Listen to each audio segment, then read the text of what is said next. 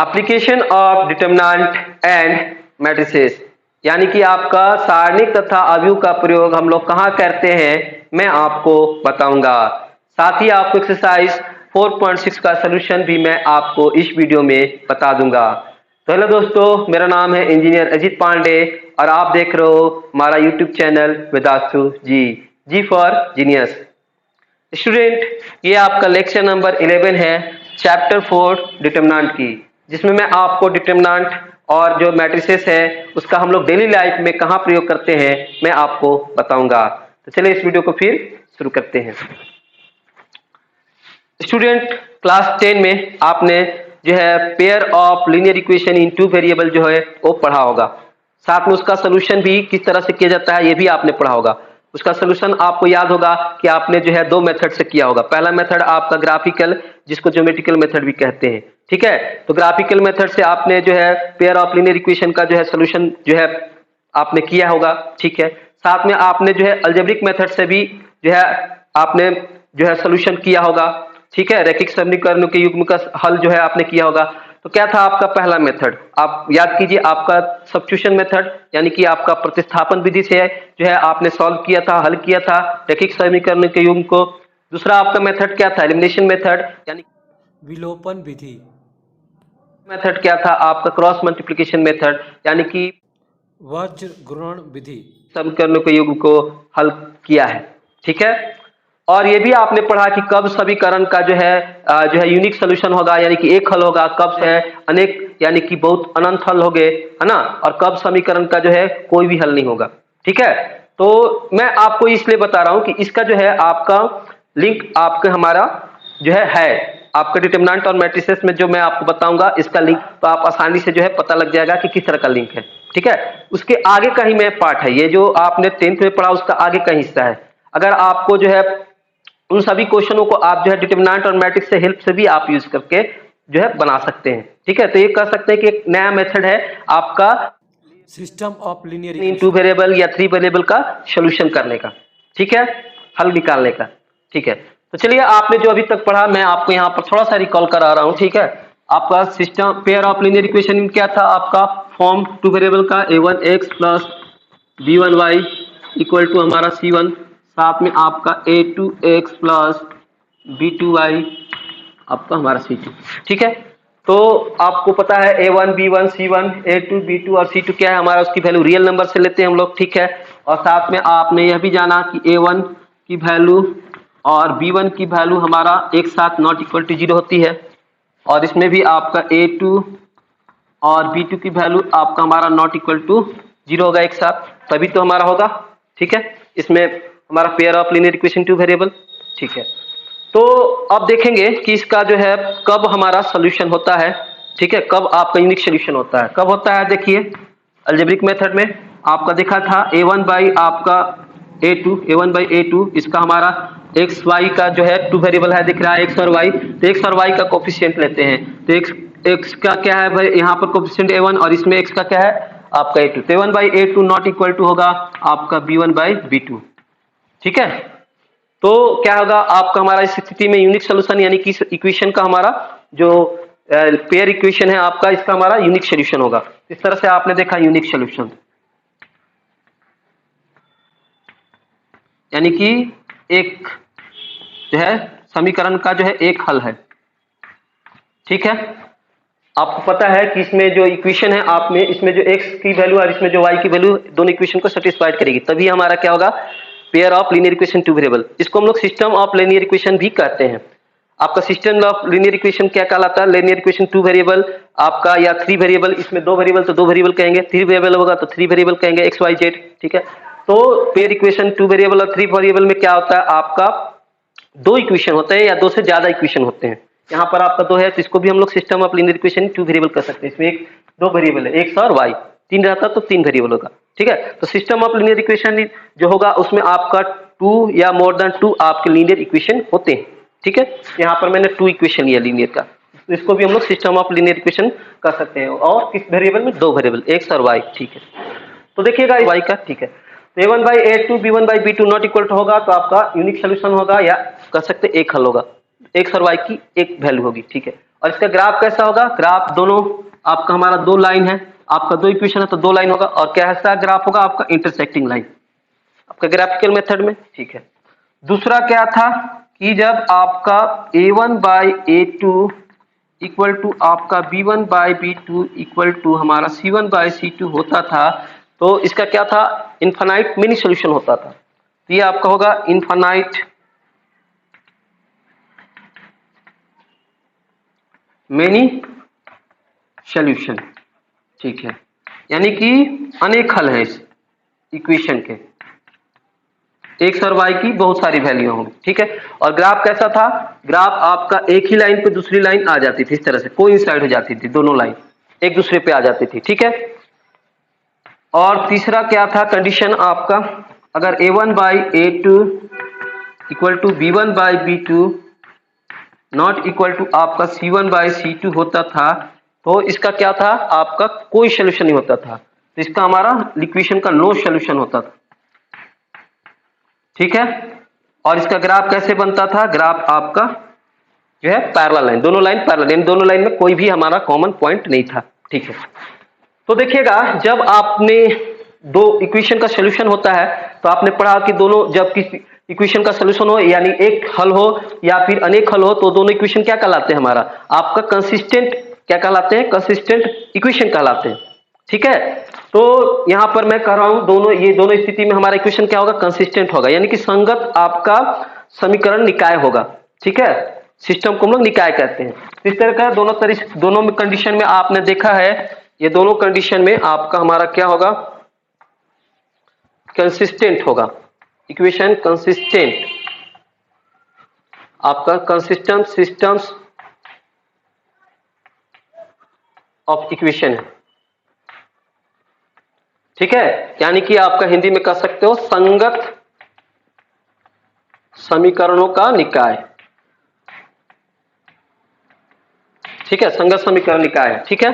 चलिए इस दोनों कंडीशन में, ये दोनों स्थिति में, अब ये देखिएगा इसमें कोई सोल्यूशन नहीं है, तो ये क्या है, ये इस इक्वेशन जब इसमें आपका समीकरण में आपका हमारा ये आ जाएगा कंडीशन, तो ये क्या होता है, इनकंसिस्टेंट, इनकंसिस्टेंट आपका सिस्टम ऑफ इक्वेशन, यानी कि असंगत समीकरण निकाय होगा, यानी कि इसका कोई भी हल नहीं है, यानी जब इक्वेशन का कोई भी हल नहीं होगा तो क्या होगा, आपका इनकंसिस्टेंट हो गया, यानी कि आपका असंगत हो गया, ठीक है। ये सभी चीजें आपने पढ़ा, ठीक है। तो चलिए अब मैं और आगे कुछ आपको बताता हूं, ठीक है। फिर से मैं आपको जो है एक सिस्टम ऑफ लीनियर इक्वेशन लेता हूं टू वेरिएबल में, a1x plus b1y equal to आपका c1, साथ में a2x प्लस आपका b2y इक्वल टू c2, ठीक है। तो आपने मैट्रिसेस मैंने आपको जब पढ़ाया तो मैंने बताया कि क्या है, ये आपका लीनियर इक्वेशन जो है आपका x और y का जो हमारा कोफिशिएंट होता है उसको हम लोग मैट्रिक्स के फॉर्म में लिख सकते हैं, ठीक है। तो आप देख सकते हैं x का यहाँ पर कोफिशिएंट a1 है, साथ में x का यहाँ पर कोफिशिएंट क्या है a2 है, उसी तरह से y का कोफिशिएंट b1 है इसमें पहला इक्वेशन में, दूसरा इक्वेशन में y का कोफिशिएंट b2 है, यहाँ पर कांस्टेंट c1 c2 है, ठीक है। तो देखिएगा इसको, इस इक्वेशन को हम लोग जो है किस तरह से मैट्रिक्स के फॉर्म में लिख सकते हैं। जो ए मैट्रिक्स होगा उसमें हम लोग x और y के कोफिशिएंट लिखेंगे, तो यहाँ पर a1 b1 इसका आपका a2 और ये b2, ठीक है, इस तरह से लिख सकते हैं। साथ में आप देख सकते हैं कि जो हमारा ये x मैट्रिक्स है कैपिटल में लिख रहे हैं, इसमें स्मॉल x और y क्या है, वेरिएबल है, जिसको ले सकते हैं स्मॉल x और आपका y, ठीक है। उसके साथ ये आपका हमारा c मैट्रिक्स हो गया, जिसमें ये आपका हमारा कोफिशिएंट, या इसको b ले लें, p या c आप जो भी लो, जिसमें कोफिशिएंट हो गया c1 वैल्यू कांस्टेंट c1 और c2, इसको ले लेते हैं, ठीक है। तो अब आप देख सकते हो कि जब आप मैट्रिक्स A और मैट्रिक्स X को मल्टीप्लाई करोगे, देख सकते हो मैट्रिक्स A क्या आपका 2/2 का है और मैट्रिक्स A क्या है आपका हमारा, इसमें 2 रो और आपका 1 कॉलम है, इसमें कॉलम की संख्या और इसमें रो की संख्या इक्वल है, ठीक है। तो जब आप A और X मैट्रिक्स मल्टीप्लाई करोगे तो क्या आएगा आपका हमारा A और X मल्टीप्लाई करके आप इक्वेट करोगे B मैट्रिक्स के साथ, ठीक है, ए और एक्स मैट्रिक्स मल्टीप्लाई करोगे तो कितना ऑर्डर आएगा आपका 2/1 का, यानी कि इसमें 2 रो और 1 कॉलम। और साथ में ये आपका हमारा बी मैट्रिक्स, इसमें भी आपका जो है 2 रो और 1 कॉलम। दोनों आपका हमारा क्या करेंगे, दोनों का एलिमेंट आप ए इंटू एक्स करके मल्टीप्लाई कर लेना, मल्टीप्लाई सिखाया आपको। और दोनों मैट्रिक्स आपका हमारा इक्वल मैट्रिक्स है ना, इक्वालिटी यहाँ दिया गया यहाँ साइन। तो दोनों को जब आप इक्वेट करोगे, इसका ये एलिमेंट इक्वल होगा, इसका ये इक्वल होगा, तो आपको ये दोनों इक्वेशन हमारा क्या होगा, मिल जाएगा। ठीक है, तो इस तरह से हम लोग इस जो इक्वेशन को इस मैट्रिक्स के फॉर्म में और इस रिलेशन के फॉर्म में लिख दिखा सकते हैं। आप ए मैट्रिक्स और एक्स को मैट्रिक्स को मल्टीप्लाई करो, यहाँ पर आपका यहाँ पर बी मैट्रिक्स यहाँ पर दिया हुआ है, तो दोनों इक्वल के एलिमेंट को इक्वेट करोगे, क्या क्या 2/1 ये भी है 2/1 है, तो आपको ये इक्वेशन मिलना है, मिल जाएगा। ठीक है, चलिए, तो उसके बाद आप देखिएगा यहाँ पर क्या कि आपने देखा कि यूनिक सोल्यूशन क्या होता है इक्वेशन का। जब इस इक्वेशन का यूनिक सोल्यूशन क्या होगा, जब a1/a2 not equal to b1/b2 होगा, तब क्या होगा, यूनिक सोल्यूशन होगा, यानी कि एक हल होगा इक्वेशन का, इन दोनों इक्वेशन का। ठीक है, जब ये कंडीशन होगा तो देखिएगा आप, मैं इसको क्रॉस मल्टीप्लाई कर रहा हूं, तो क्या होगा a1 into b2 not equal to आपका a2 इंटू b1, किस तरह से होगा। साथ में यहाँ पर हम लोग कर सकते हैं a1 into b2 minus a2 into b1 आपका हमारा नॉट इक्वल टू 0। इसको इधर लाएंगे तो क्या होगा, आपका हमारा जो है 0 के इक्वल नहीं होगा, इधर आपका 0 बचेगा। ठीक है, तो देखिएगा जब आप इसका हम लोग करस्पॉन्डिंग डिटरमिनेंट लेते हैं मैट्रिक्स ए का, तो करस्पॉन्डिंग डिटरमिनेंट लेंगे तो क्या होगा, ये हम लोग डिटरमिनेंट के फॉर्म में लिखेंगे जो मैट्रिक्स है a1 b1 साथ में a2 आपका b2। ठीक है, तो जब आप इसको लेते हो वैल्यू, तो इसका क्या होगा, आपका हमारा a1 इंटू आपका b2, ठीक है, साथ में आपका माइनस a2 इंटू आपका b1, इससे इसको मल्टीप्लाई, इसको मल्टीप्लाई, जानते हैं आप सेकेंड ऑर्डर का डिटरमिनेंट। देखिए ये चीज और ये चीज आप मिलाइए, a1 into b2 minus a2 into b1। ठीक है, तो ये हमारा डिटरमिनेंट की वैल्यू। तो देखिएगा डिटरमिनेंट जो है, इस डिटरमिनेंट की एक वैल्यू क्या होगी, आपका हमारा इसको लिख सकते हैं, इसके जगह पर डिटरमिनेंट a, वो क्या होगा हमारा नॉट इक्वल टू 0। तो जब मैट्रिक्स ए का क्रॉसपॉन्डिंग डिटरमिनेंट की वैल्यू नॉट इक्वल टू 0 होगा, तो वो सिस्टम ऑफ इक्वेशन का आपका यूनिक सोल्यूशन हमारा, यानी कि उसका हमारा एक हल होगा, यूनिक सोल्यूशन। और उस स्थिति में हमारा जो होगा सिस्टम ऑफ इक्वेशन कंसिस्टेंट होते हैं, यानी संगत समीकरण होते हैं, यही चीज है। तो यहाँ पर हम लोग क्या करेंगे, system of linear equation 2 variable या 3 वेरिएबल का हम लोग जो है मैट्रिक्स का इन्वर्स निकाल के करेंगे, उसका सोल्यूशन सीखेंगे, सोल्यूशन निकालना सीखेंगे। ठीक है, तो यही है आपका हमारा एप्लीकेशन, यही यूज है आपका डिटरमिनेंट और मैट्रिक्स का, एक नया काफी इजी मेथड है। ठीक है, इसमें बड़े से बड़े इक्वेशन को हम लोग आसानी से सॉल्व कर सकते हैं, 2 वेरिएबल या 3 वेरिएबल का। ठीक है, तो मैं आपको 2 वेरिएबल और 3 वेरिएबल तक बताऊंगा, 4 5 का आगे पढ़ना। ठीक है, उतना ही तक आएगा एग्जाम, 2 वेरिएबल और 3 वेरिएबल का। ठीक है, तो देखिएगा यहाँ पर एक 3 वेरिएबल का एक सिस्टम ऑफ लीनियर इक्वेशन लेते हैं। यहाँ पे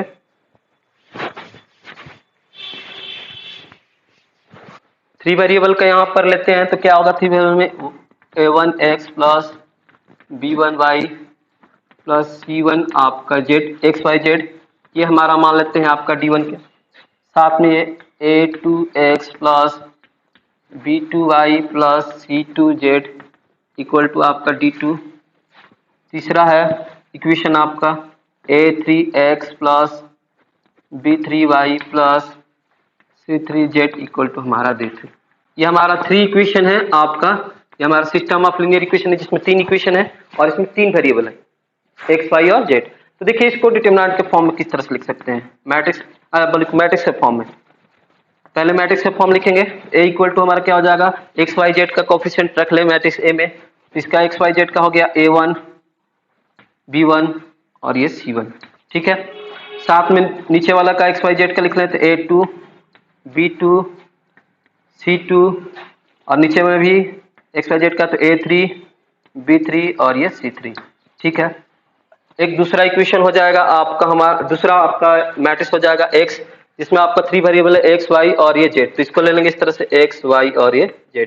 ठीक है, उसके बाद हमारा बी मैट्रिक्स हो गया, जिसमें हमारा ये कांस्टेंट है d1 d2 d2 3 लिखते हैं, तो d1 d2 और ये d3, ठीक है।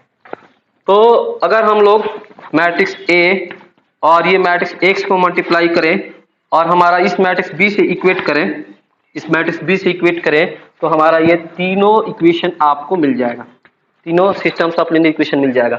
आप ए और एक्स मल्टीप्लाई करोगे तो यहाँ देख लो, यहाँ पर क्या आपका इसका ऑर्डर 3/3 है, इसका ऑर्डर आपका 3 रो और 1 कॉलम, तो 3/1 है। तो जब ए और एक्स को मल्टीप्लाई करोगे तो एक मैट्रिक्स मिलेगा जिसका ऑर्डर क्या होगा, आप देखोगे इसका कॉलम और इसका रो मिल गया तो बचेगा 3/1, यहाँ 3/1 है। और ये बी मैट्रिक्स भी क्या है आपका, हमारा देख सकते हो 1 2 और 3 3/1। तो दोनों मैट्रिक्स का क्या है, इक्वल है, यहाँ पर इक्वल का साइन दिया है। तो एलिमेंट को इक्वेट करोगे यहाँ पर सबका, तो ये तीनों इक्वेशन आपको मिल जाना है, ठीक है। आप देख सकते हो, गुना करके देख सकते हो, ठीक। अब देखिएगा यहाँ पे कि यहाँ पर थोड़ा सा हम लोग क्या कर रहे हैं, इस रिलेशन में, ये रिलेशन हमारा है, आप देख सकते हो, ऑब्जर्व कर सकते हो इसको कैसे आएगा, एक्स इक्वल टू बी करेंगे तो इक्वेशन आ जाए कि नहीं, ठीक है। इस इक्वेशन में हम लोग क्या करेंगे, हम लोग प्री मल्टीप्लाई करेंगे आपका इनवर्स ए से, ए का इनवर्स लेके, ठीक है, मैट्रिक्स ए का इनवर्स, ठीक है।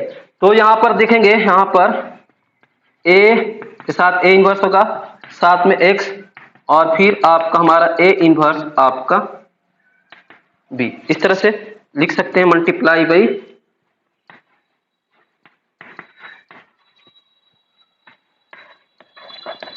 A inverse.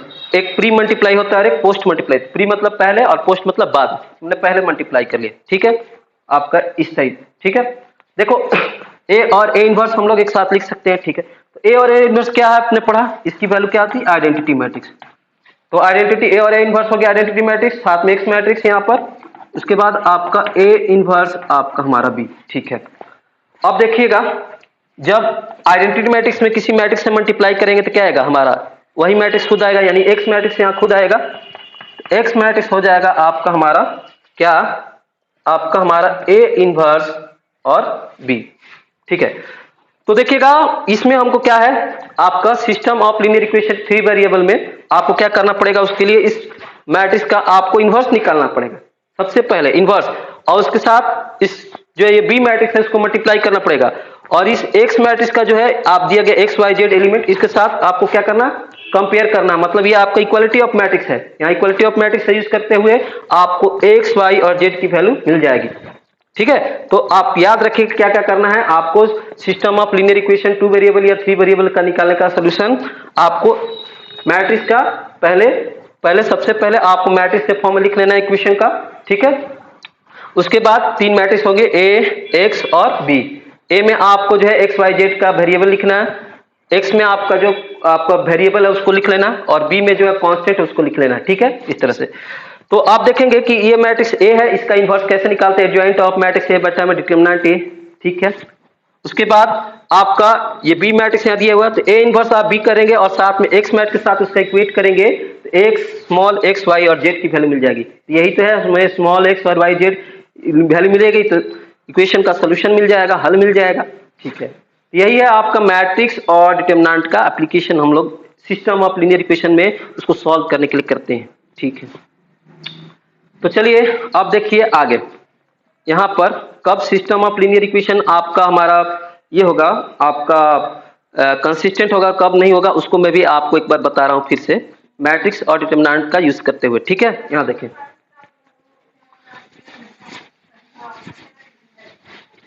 देखिएगा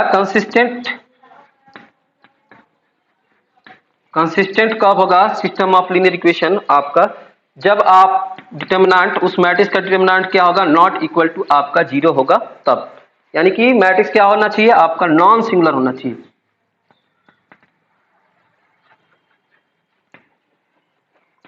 तब उस समय क्या होगा आपका हमारा यूनिक सॉल्यूशन होगा। और इस आपके चैप्टर में 12th स्टैंडर्ड में आपको हम लोग को केवल यही कंडीशन पढ़ना है, डिटरमिनेंट ए की वैल्यू आपका not equal to 0, unique solution ही पढ़ना है, इनफाइनाइट मेनी सोल्यूशन वाला नहीं पढ़ना है, ठीक है, उसको आगे पढ़ना है। तो ये आपका हमारा हो गया 1। और दूसरा केस में आप देखेंगे, ये आपका केस फर्स्ट हो गया, केस सेकेंड में आप देखेंगे क्या कि अगर डिटरमिनेंट ए की वैल्यू आपको 0 आएगी, यानी कि आपका सिंगुलर हो जाएगी, मैट्रिक्स हो जाएगी। तब आपको क्या देखना है, जब ये स्थिति आ जाएगी तब आपको देखना है adjoint of matrix A into B matrix आपको देखना है वो इक्वल हमारा नल मैट्रिक्स के इक्वल है कि नहीं, नल मैट्रिक्स या जीरो मैट्रिक्स। अगर नॉट इक्वल टू जीरो होगा, है ना, adjoint A into B matrix not equal to आपका नल मैट्रिक्स होगा, तो इस स्थिति में आपका हमारा क्या होगा, null matrix and zero matrix. इस स्थिति में आपका हमारा कोई सॉल्यूशन नहीं होगा इक्वेशन का, जो आपका सिस्टम है, आपका equation system of linear equation, उसका कोई सॉल्यूशन होगा, नो सॉल्यूशन होगा। ठीक है, यानी कि ये हमारा इक्वेशन क्या हो जाएगा, इनकंसिस्टेंट। ठीक है, ये कंडीशन आएगा तो डिटरमिनेंट, तो इसको फटाक से जॉइंट ए और बी मैट्रिक्स मल्टीप्लाई करो, देखो आपका वो नल मैट्रिक्स के इक्वल है कि नहीं। अगर नहीं है तो क्या होगा, इनकंसिस्टेंट इक्वेशन होगा, inconsistence of systems of linear equation होगा। ठीक है, और अगर होगा तो यहां देखो ये आपका होगा, ये होगी पहली स्थिति इसमें ए, ठीक है, और दूसरी स्थिति में बी, कि अगर adjoint A into B matrix आपका हमारा नल मैट्रिक्स इक्वल होता है, तब अगर नल मैट्रिक्स इक्वल होगा तब ये क्या हो जाएगा आपका हमारा, इसका इनफाइनाइट मेनी सॉल्यूशन होगा, मेनी सॉल्यूशन, या फिर नो सॉल्यूशन होगा। ठीक है, तो ये आपका में भी कंसिस्टेंट, आपका इनफाइनाइट मेनी सॉल्यूशन होगा तो कंसिस्टेंट हो जाएगा। ठीक है, और कोई सॉल्यूशन नहीं होगा तो क्या होगा, इनकंसिस्टेंट हो जाएगा। तो ये कंडीशन हमें नहीं पढ़नी है, बी वाली कंडीशन। ठीक है, क्योंकि इनफाइनाइट मेनी सॉल्यूशन वाला हमको पढ़ना ही नहीं अभी, मैंने केवल बताया आपको, केवल जब यूनिक सॉल्यूशन होगा सिस्टम ऑफ लीनियर इक्वेशन का तभी पढ़ना है, यानी कि डिटरमिनेंट ए की value not equal to zero होगी तब। ठीक है, तो इस तरह से आप देख सकते हैं कब system of linear equation consistent है कब नहीं। कंसिस्टेंट कब होगा, जब डिटरमिनेंट ए की वैल्यू आपका नॉट इक्वल टू जीरो होगी, उस समय यूनिक सॉल्यूशन होगा। अगर डिटरमिनेंट ए की वैल्यू आपका हमारा जीरो होती है तब आपको देखना है जॉइंट ए और आपका बी मैट्रिक्स का जो है आपका प्रोडक्ट क्या होगा, zero not equal to null matrix आ रहा है, तब आप देख सकते हो इस स्थिति में क्या होगा, इनकंसिस्टेंट होगा। ठीक है, और ये कंडीशन तो आपको कंसिस्टेंट और इनकंसिस्टेंट दोनों हो सकता है, बट इसको आपको पढ़ना नहीं। ठीक है, ये ला आपका joint A into B matrix equal to zero आपका नल मैट्रिक्स होगा, तब क्या होगा, इनफाइनाइट मेनी सॉल्यूशन होगा या नो सॉल्यूशन होगा। तो इनफाइनाइट मेनी सॉल्यूशन होगा तो कंसिस्टेंट हो जाएगा आपका सिस्टम ऑफ लीनियर इक्वेशन, और नो सॉल्यूशन होगा तो क्या होगा, इनकंसिस्टेंट हो जाएगा। ठीक है, तो इतना जो बताया गया आपको, इतनी चीजें जो बताई गई हैं उसको आपको आराम आराम से समझना है। ठीक है, आराम आराम से अच्छे से समझना है, तब आपको एक्सरसाइज जो है 4.6 आप अच्छे से जो है बना सकते हैं और समझ सकते हैं। ठीक है, चलिए, तो इतनी चीजें आपको समझ में आ गई हैं। ठीक है, चलिए, तब मैं आपको अब ले चलता हूं एक्सरसाइज की तरफ, एक्सरसाइज 4.6 की तरफ। उसके लिए तो ये सारे चीज को मैं मिटा दे रहा हूं।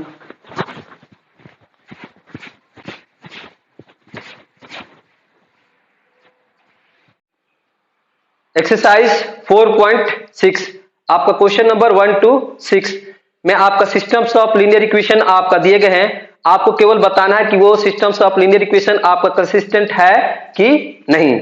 ठीक है, तो मैंने इस वीडियो में आपको बताया कि कब आपका systems of linear equation consistent होते हैं और कब नहीं होते हैं, उसका कंडीशन बताया। ठीक है, आवश्यक शर्तें। ठीक है, तो ये बहुत ही इजी क्वेश्चन है, आप इसको आसानी से समझ सकते हैं और बना भी सकते हैं। ठीक है, तो मैं आपका क्वेश्चन नंबर आपको 1, 3 और 6 जो है आपको सॉल्व कर दे रहा हूं। आप क्वेश्चन नंबर जो है 2 और 4 और 5 आप खुद से बना सकते हो। ठीक है, तो देखिए सबसे पहले एक्सरसाइज 4.6 का क्वेश्चन नंबर 1। क्वेश्चन नंबर 1 में आपका हमारा यहाँ सिस्टम ऑफ लीनियर इक्वेशन में आपका दो इक्वेशन दिए हैं, एक्स पहला equation x plus 2y equal to 2 दिया है, साथ में आपका दूसरा इक्वेशन दिया है आपका 2x प्लस आपका हमारा 3y इक्वल टू 3। ठीक है, तो इसको हम लोग जो है मैट्रिक्स और जो है डिटरमिनेंट का यूज करके इसको बता सकते हैं कंसिस्टेंट है कि नहीं, ठीक है।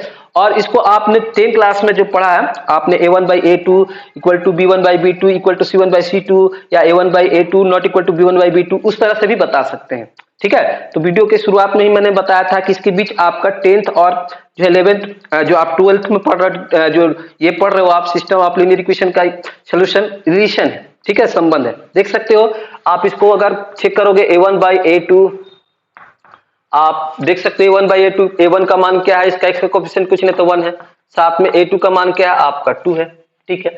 अच्छा, उसके बाद आप यहाँ देख सकते हो b1/b2, ठीक है।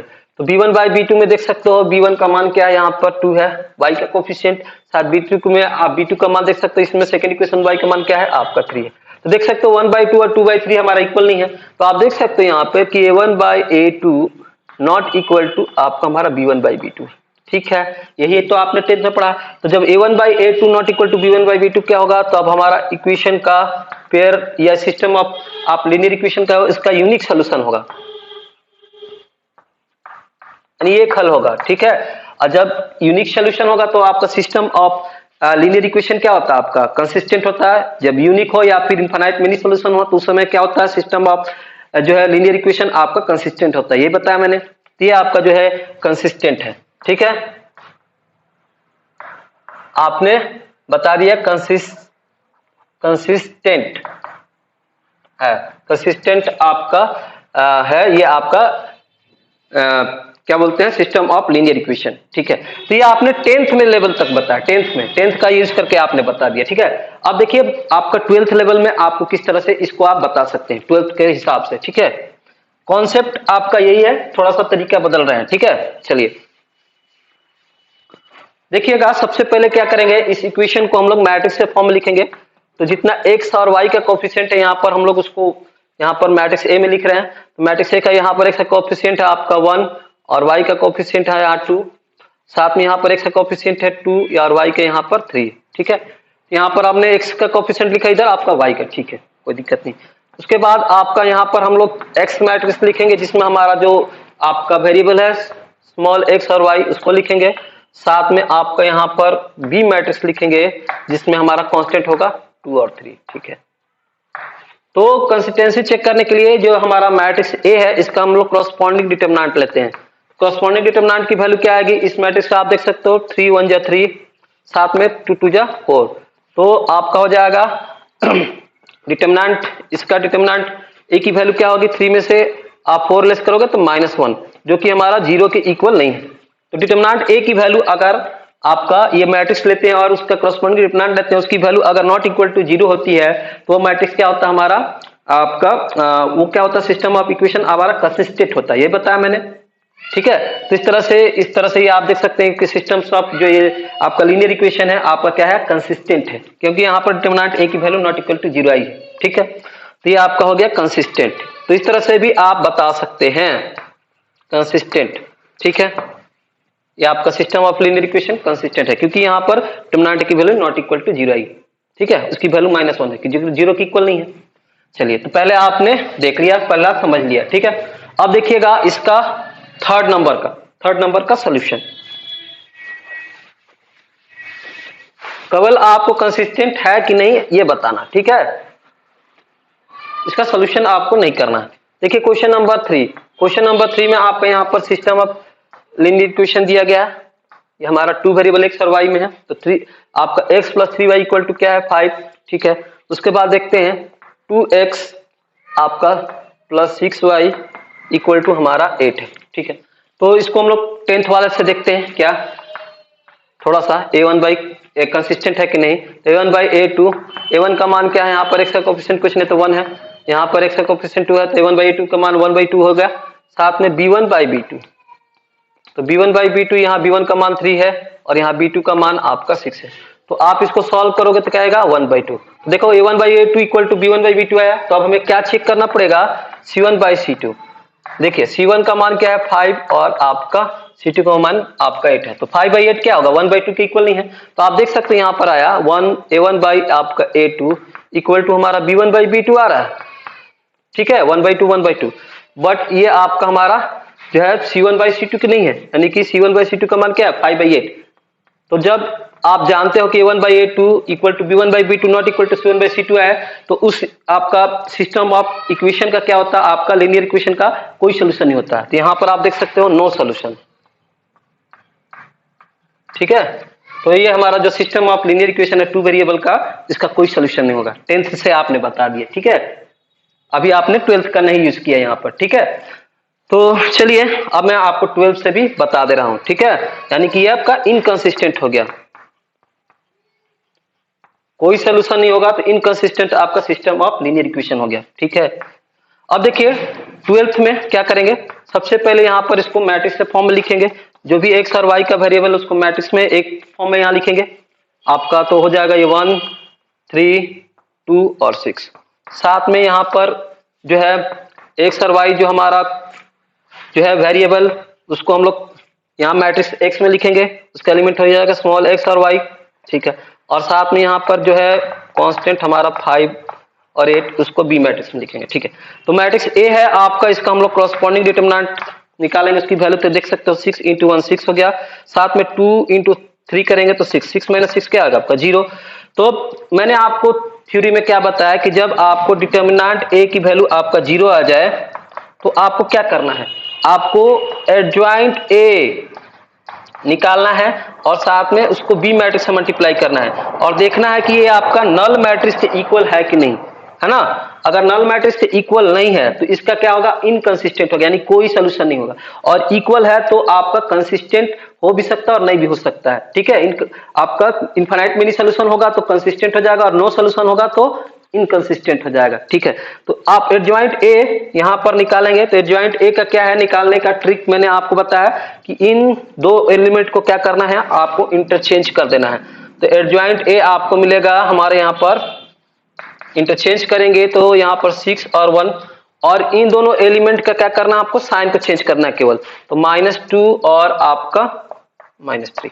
आप फॉर्मूले से भी निकाल सकते हैं एडजॉइंट। क्या होता है एडजॉइंट ए निकालने का फॉर्मूला, आपका होता है आपका यहां पर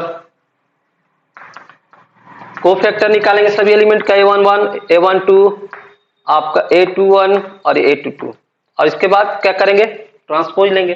ठीक है, तो इस तरह से भी आपका सभी का कोफैक्टर निकालेंगे, 1 2 1 3 2 और 6 का कोफैक्टर निकालेंगे और उसके बाद मैट्रिक्स में लिखेंगे, ट्रांसपोज लेंगे तो एडजॉइंट आएगा।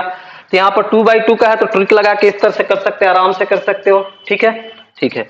उसके बाद देखोगे यहाँ पर एडजॉइंट ए मैट्रिक्स है, साथ में बी मैट्रिक्स क्या दिया है, बी मैट्रिक्स दिया है आपका, इसका एलिमेंट आपका यहाँ पर 5 और 8। देखो इसको मल्टीप्लाई करते हैं तो ये 2/2 का मैट्रिक्स है देखेगा, और इसका ऑर्डर क्या हो जाएगा 2/1। देख सकते हो इसका कॉलम का संख्या इसका रो का संख्या इक्वल है, 2 और 2 तो 2 और 1, तो बच्चा मैट्रिक्स जो मल्टीप्लाई करेंगे तो 2/1 का, यानी कि उसमें 2/1 यानी कि 2/1 का होगा। देखिए इस तरह से, तो यहां से आप जब मल्टीप्लाई करोगे तो आपको दिखेगा किस तरह से, देखना यहां पर मैं मल्टीप्लाई करके आपको दिखा दे रहा हूं।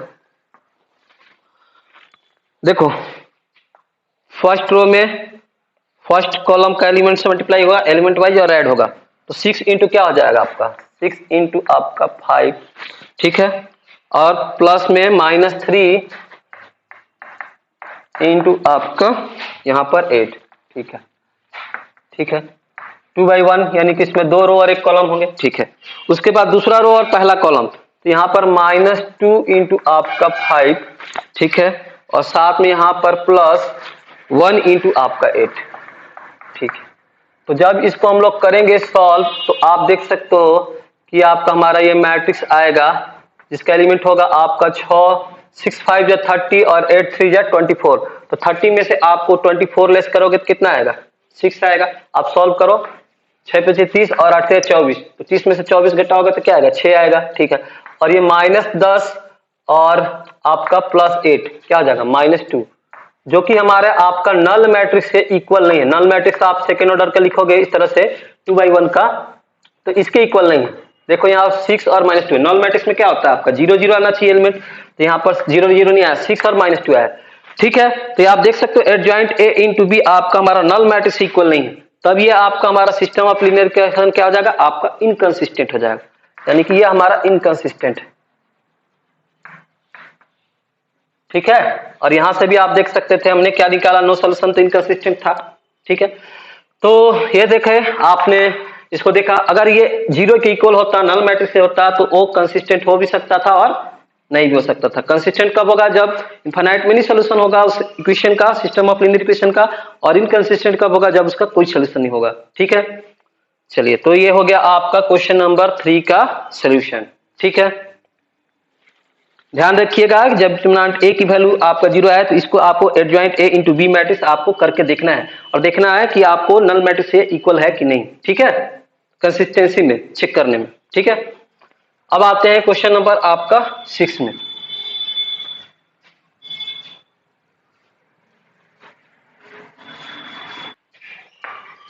देखिए 6 नंबर में आपका हमारा ये सिस्टम ऑफ लीनियर इक्वेशन है 3 वेरिएबल में, और इसमें 3 इक्वेशन एक साथ है, 2 नहीं आपका 3 है। तो इसमें आपका a1/a2 b1/b2 c1/c2 से आप करने जाओगे तो 10th लेवल में आपको परेशानी होगी, क्योंकि 2 और 3 इक्वेशन आ रहा है। ठीक है, तो इसको हम लोग कैसे करेंगे, इसको हम लोग मैट्रिक्स और डिटरमिनेंट से करेंगे। ठीक है, मैट्रिक्स और डिटरमिनेंट से बताएंगे कंसिस्टेंट है कि नहीं। तो सबसे पहले इसको हम लोग इस equation system of linear equation है उसको मैट्रिक्स फॉर्म में लिखेंगे। तो जितना एक्स वाई और जेड का जो आपका हमारा क्या है, आपका कोफिशिएंट है, उसको मैट्रिक्स ए में लिखते हैं। तो यहाँ पर पहला में क्या है 5, उसके बाद वाई का कोफिशिएंट -1, वाई का यहाँ पर वाई के साथ कुछ नहीं है तो आपका 1 है, और साथ में इसका साथ पहले माइनस है तो माइनस रहेगा, तो 5 - 1, और उसके बाद आपका जेड का कोफिशिएंट 4 है। उसके बाद देखिएगा इसका सेकंड में x का कोफिशिएंट क्या है 2, उसके बाद y का 3 और z का 5। ठीक, उसी तरह से आपका थर्ड का भी लिख लेंगे, थर्ड इक्वेशन का भी। तो x का यहाँ पर 5 है, y का यहाँ पर -2 है और z का 6 है। ठीक है, तो ये लिख लिया कोफिशिएंट आपका x y z का ए मैट्रिक्स। उसके बाद हमने x मैट्रिक्स लिखना है जिसमें हमारा कितना वेरिएबल है x y और z, तो इसको रखना है। तो स्मॉल x y और ये z x मैट्रिक्स में हो गया। और b मैट्रिक्स में क्या लिखना है आपको, ये जो कांस्टेंट है, कांस्टेंट में क्या आपका हमारा 5, 2 और 1। ठीक है, तो ये लिखेंगे। अब देखेंगे इस थर्ड ऑर्डर का हमारा है, ऑर्डर थर्ड का ये आपका मैट्रिक्स है, तो इसको डिटरमिनेंट लिखेंगे। आप इसको डिटरमिनेंट के फॉर्म में भी लिख सकते हैं, कोई दिक्कत नहीं है। तो इसमें फर्स्ट रो के थ्रू मैं इसको एक्सपैंड कर रहा हूँ, तो 5 लूंगा, तो 5 जिस रो और कॉलम में है वो आपको ढक लेना है, तो बचेगा ये और ये। तो इसको सॉल्व कर दे रहे हैं, 6 3 जा 18, ये माइनस है तो माइनस माइनस क्या होगा प्लस, तो 5 2 जा आपका 10 हो जाएगा। ठीक है, आप इसको जो है सॉल्व कर सकते हैं। यहाँ आपका साइन क्या होता है, आपका माइनस होता है, और इस एलिमेंट में भी हमारा माइनस है, तो लिखेंगे -1 लेंगे, तो -1 जिस आपका हमारा रो और जिस कॉलम में ढकेंगे तो बचेगा 2 5 और 5 और 6, तो 2 6 जा आपका 12 और 5 5 जा 25, तो हो जाएगा 12 माइनस आपका हमारा 25 हो गया। साथ में यहाँ पर इसका साइन क्या होता है, इसके साथ प्लस का, तो 4 लेंगे, तो 4 जिस आपके रो में है और जिस कॉलम में ढक देंगे तो 2 3 और 5 -2 बचेगा, तो हो जाएगा 2 × -2 हो जाएगा -4, और बीच में आपका -5 × 3 15। ठीक है, अब आते हैं डिटरमिनेंट ए की वैल्यू निकालेंगे। 5 × 18 और 10 को ऐड करोगे तो कितना हो जाएगा आपका 28, 5 × 28 हो गया। साथ में यहाँ पर माइनस और माइनस को मल्टीप्लाई करेंगे तो प्लस। अच्छा, और उसके बाद देखोगे कि आपका -25 में से 12 को लेस करोगे तो कितना आएगा, ये आपका -13, क्योंकि 25 बड़ा है और उसका साइन हमारा माइनस, तो माइनस रहेगा। ठीक है, उसके बाद देखो यहाँ पर 4, यहाँ पर माइनस माइनस क्या होगा प्लस, तो यहाँ पर हो जाएगा -19। ठीक है, तो आगे देखते हैं, इसको सॉल्व करते हैं। डिटरमिनेंट ए हमारा हो जाएगा 8 5 40, 5 दूनी 10, 10 और 4 14। ठीक है, 140 हो जाएगा। और ये प्लस और माइनस फिर से क्या होगा माइनस, और ये फिर मल्टीप्लाई करेंगे 19 4 जा प्लस और माइनस माइनस हो जाएगा, 94 जा मल्टीप्लाई करेंगे तो 9 4 चौका 36, 4 एकम 4 3 7, 19 4 जा 76। ठीक है, अब आप इसको सॉल्व करेंगे तो डिटरमिनेंट ए जो होगा वो आएगा 140, माइनस ये माइनस माइनस ऐड हो जाएगा, तो 5 और 6 और 3 आपका 9, वो 7 और 8, 7 1 और 8। ठीक है, 140 में से 89 को लेस करेंगे तो 10 में से आपका 9 जाएगा 1, उसके बाद 3 में से 8 जाएगा तो 30 में से जाएगा 5, तो इस डिटर्मिनेंट जो है ए की वैल्यू जो है इस आपका मैट्रिक्स ए का जो करस्पॉन्डिंग डिटर्मिनेंट है उसकी वैल्यू 51 है, जो कि आपका नॉट इक्वल टू 0। ठीक है, तो इस तरह से आप देख सकते हैं कि डिटर्मिनेंट ए की वैल्यू हमारा नॉट इक्वल टू 0 है, यानी कि नॉन सिंगुलर मैट्रिक्स हो गया ये। तो इसका हमारा क्या होगा, आपका जो है यूनिक सोल्यूशन होगा। जब डिटर्मिनेंट ए की वैल्यू नॉट इक्वल टू 0 आएगी तो क्या होता है, यूनिक सोल्यूशन होता है, मैंने बताया। तो ये सिस्टम ऑफ इक्वेशन आपका कंसिस्टेंट होगा। तो चलिए क्वेश्चन नंबर 1, 3 और 6 में केवल कंसिस्टेंसी चेक करना है, system of linear equation check कर लिया आपने। अब बाकी जो क्वेश्चन आप कर लेंगे, ठीक है, करना है चाहिए क्योंकि बहुत आसान है। अब बढ़ते हैं क्वेश्चन नंबर आपका 7 टू आपका 16 की तरफ। ठीक है, 7 टू 16 की तरफ चलिए।